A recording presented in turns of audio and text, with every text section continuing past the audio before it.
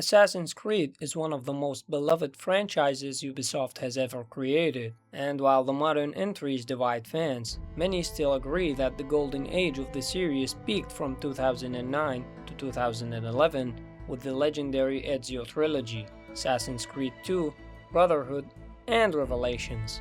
But today, we're stepping away from Renaissance Italy and diving deep into the Caribbean to revisit one of the most unique and iconic entries in the franchise, Assassin's Creed 4: Black Flag. Let's find out why this game was and still is something special.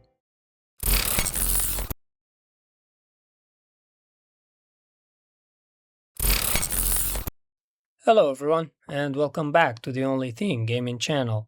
Assassin's Creed 4: Black Flag is not only one of Ubisoft's most beloved AC titles, it's also one of the most stylish and atmospheric pirate experiences in all of gaming. It blends pirate fantasy, historical fiction, RPG elements, and open world exploration into a formula that fans instantly fell in love with. I remember playing this on the PS3 when it first launched, and recently I decided to jump back into the Animus to see whether it holds up today. So grab a drink, sit back, and enjoy watching.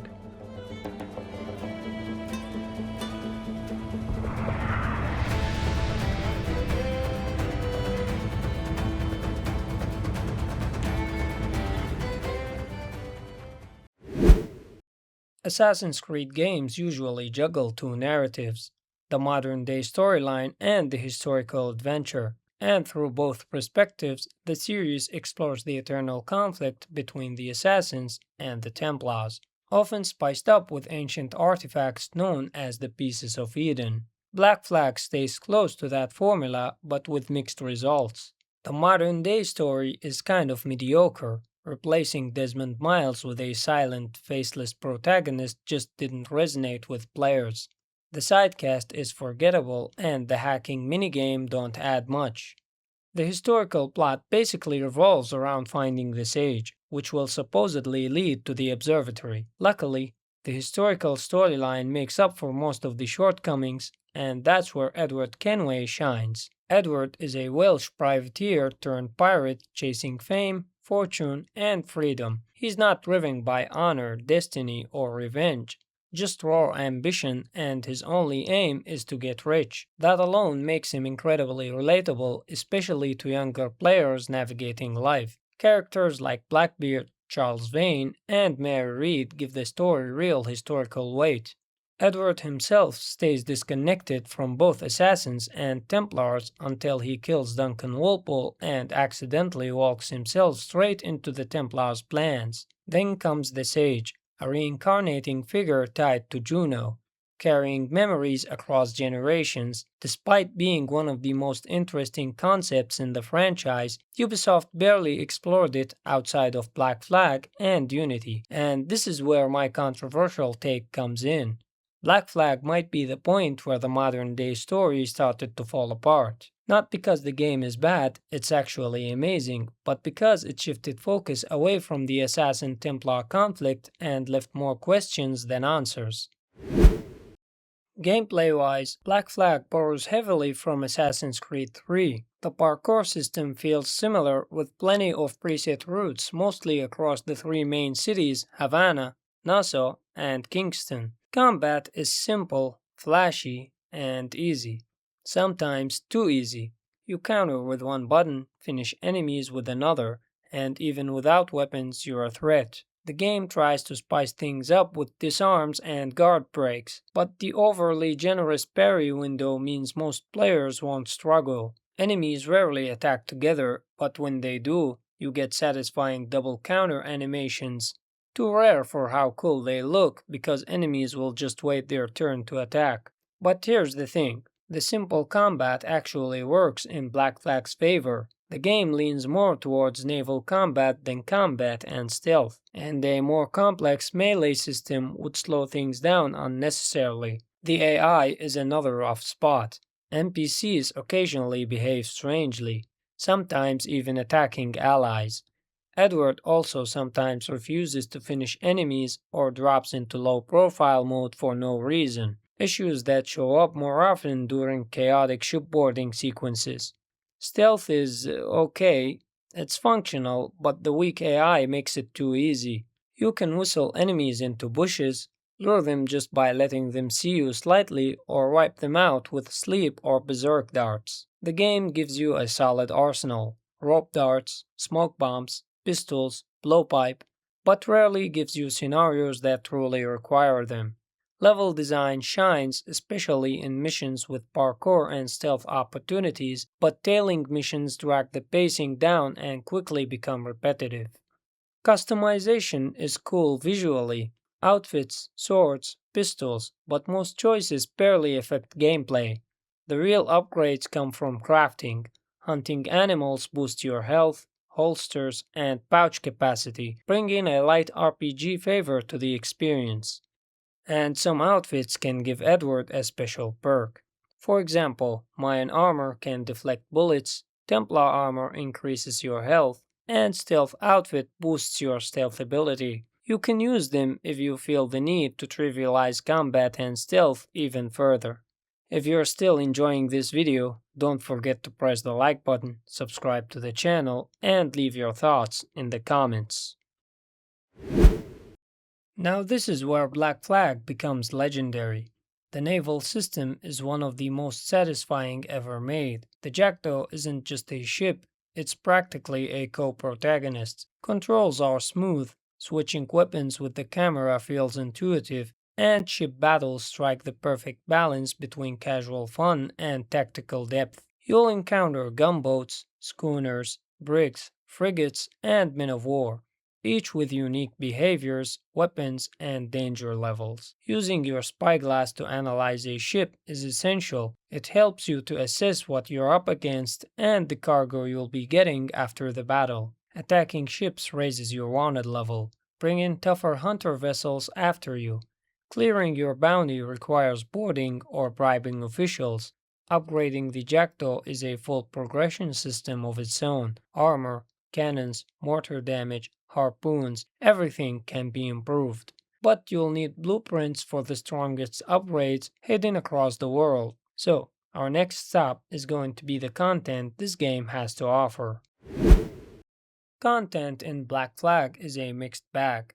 Side missions fall into three categories: assassin contracts, simple, repetitive, and mostly forgettable; naval contracts, more fun with objectives like escorting ships, collecting cargo, or sinking targets; and Templar hunts, easily the best side content in the game. Four mini story arcs, each ending with a unique Templar key and eventually unlocking the Templar armor, one of the coolest in the game. Black Flag also has its share of collectibles, and honestly, most of them are just worthless. Chests offer money, song sheets unlock new songs for your crew, animus fragments are the literal meaning of worthless, and finally, you can also find letters in bottles which you'll never read anyway. Some of those collectibles can be found in underwater shipwrecks. Diving controls are a bit stiff, but those areas are limited and some of the underwater chests contain blueprints to upgrade the ship.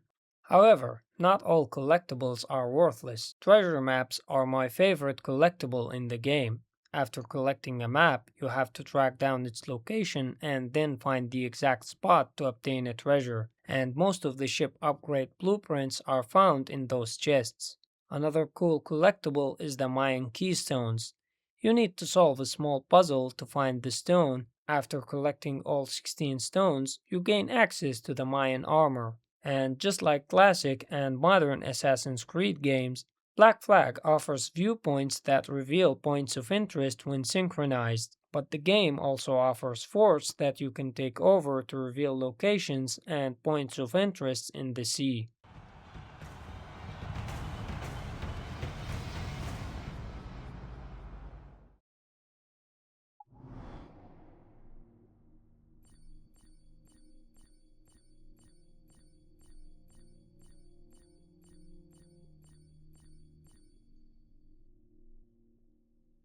The game also includes limited events that only occur when you're online, like convoys, treasure chests, and white whale locations. You can build a fleet by recruiting ships after boarding them, and then manage your trades by sending cargo to different places of the world. But the Kenway fleet is only accessible when you're online. The game also offers taverns where you can drink, recruit crew members, and play minigames after you unlock the tavern by beating some thugs. Lastly, one of the best things to take on in Black Flag, legendary ships.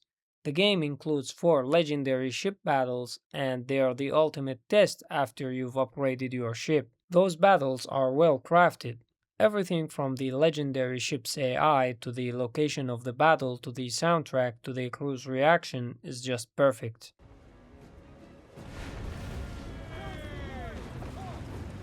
She's sinking fast! We did it! The open world in Assassin's Creed 4 is small compared to modern games, but back in 2013 when the game came out, it was the biggest open world the franchise had to offer. However, bigger is not always better. The open world is filled with large stretches of open sea that can feel empty, but the game does a brilliant job with its dynamic weather. Storms, rogue waves, water spouts keep things interesting and occasionally help you tactically during naval battles.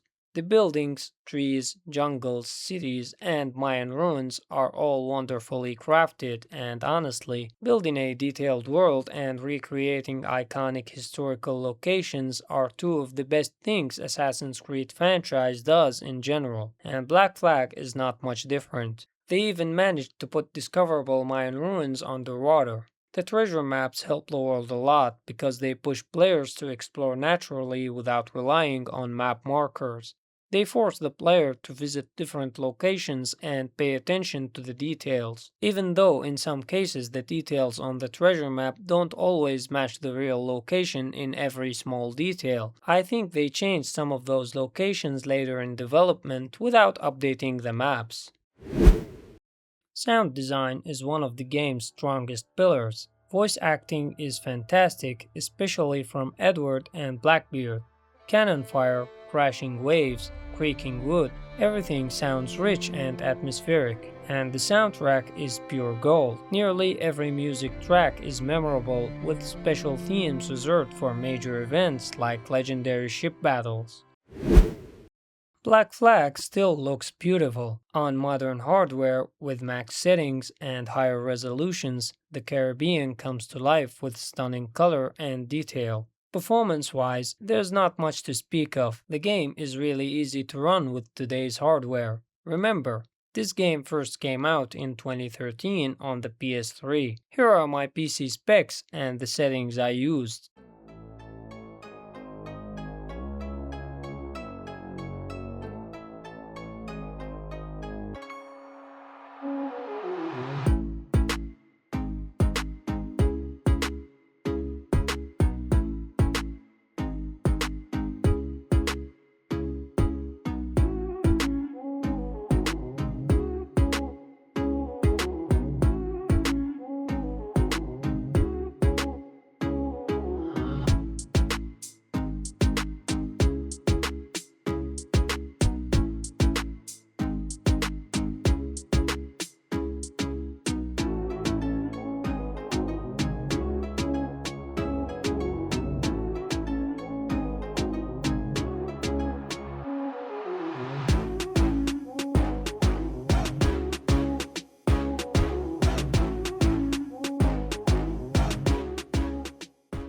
Unfortunately, as you saw, the game is capped at 60 FPS, and there is no way to push the game past that unless you use tweaking mods to unlock the FPS. Assassin's Creed 4 Black Flag is widely considered one of the top 3 to top 5 games in the entire franchise, and for good reason. Despite drifting away from the classic Assassin Templar rivalry and weakening the modern day plot, it remains one of the most fun and memorable AC experiences ever made. Even though this game started unwanted trends in the series like RPG elements or straying far from the Assassin Templar rivalry, I recommend anyone who hasn't tried this game to give it a shot. But we've been hearing rumors and leaks that Ubisoft is working on a remake for this game, so maybe hold off until the remake. That's it for today's video. Don't forget to like the video, subscribe to the channel, and leave your thoughts in the comments. Thanks for watching, and I'll see you in the next one. If you enjoyed this video, make sure to check out one of the two videos you see on your screen right now.